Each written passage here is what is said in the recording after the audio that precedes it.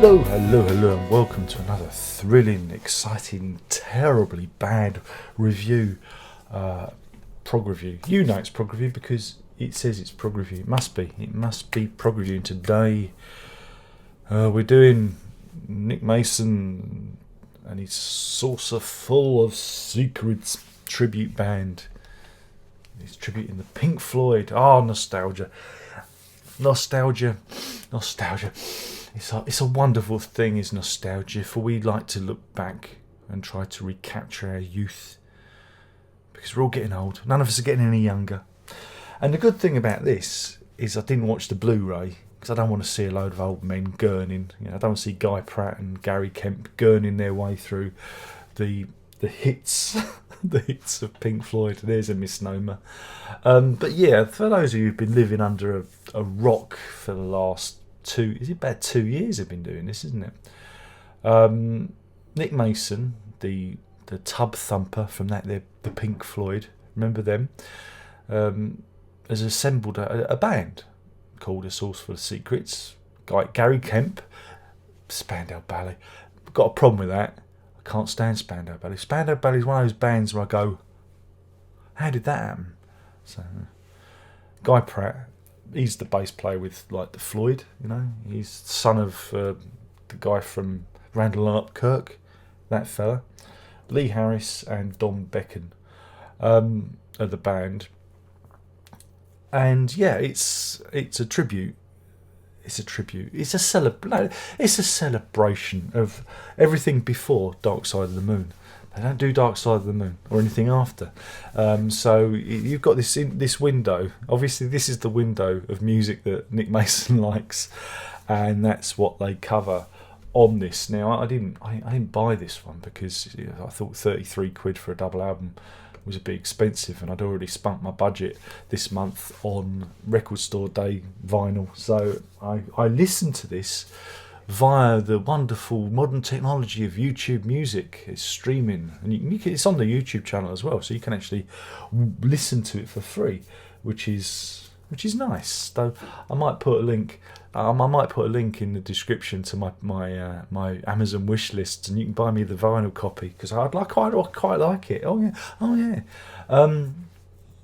I've seen clips and heard clips of this before, and I wouldn't say I had high expectations, because nostalgia is an incredibly big thing at the moment in the music world. There's bands doing their thing, and there's a lot of bands out there doing the circuit. Not anymore, thanks to COVID-19. Remember COVID-19?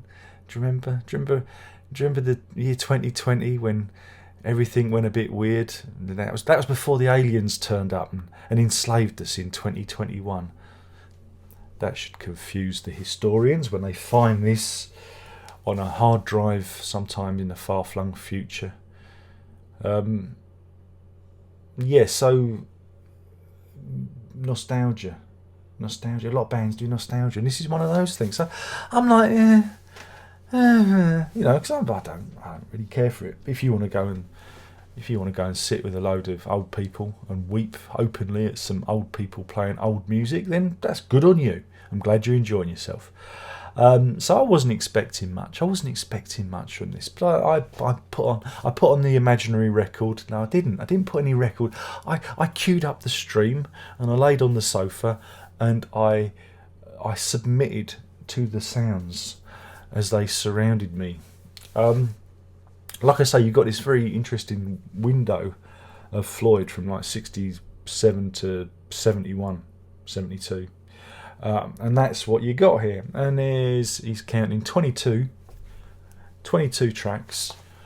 Begins with Interstellar Overdrive, which is kind of funky. They don't extend it. It's 5 minutes 51. It's fairly short, isn't it? Really, because I don't know about you, but when Floyd did that back in the past, it could go on all night at the Speakeasy or wherever it was, the UFO Club. They could play all night, but then I suppose the drugs were better then. It's all right. Again, the performances. I wouldn't say they're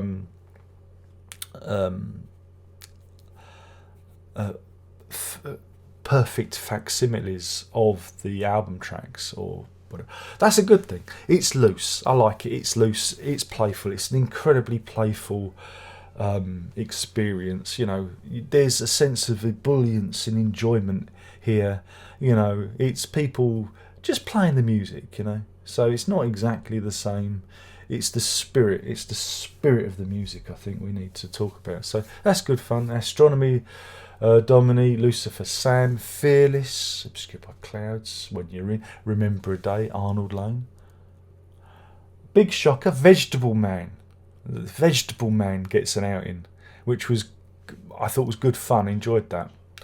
Also, they did this kind of, I don't know if it worked, because they start with If, and then that goes into Atom Heart Mother. Again, it's a truncated version, and then they end with a reprise of If. It felt a bit lumpant to me. It didn't, you know, a bit leaden, a bit forced. I'd have preferred it if they'd just done Atom Heart Mother and then maybe merged into If. I'm sure they could have figured out a musical way of doing it. Niall sung a song. Green is the colour. Let there be more light. Childhood's End. Set the controls for the heart of the sun. Skip that one because that always bores me. Sorry. See Emily Play was good fun. Bike was great. One of these days, you've seen that. That's on YouTube. You can watch the video of them doing that.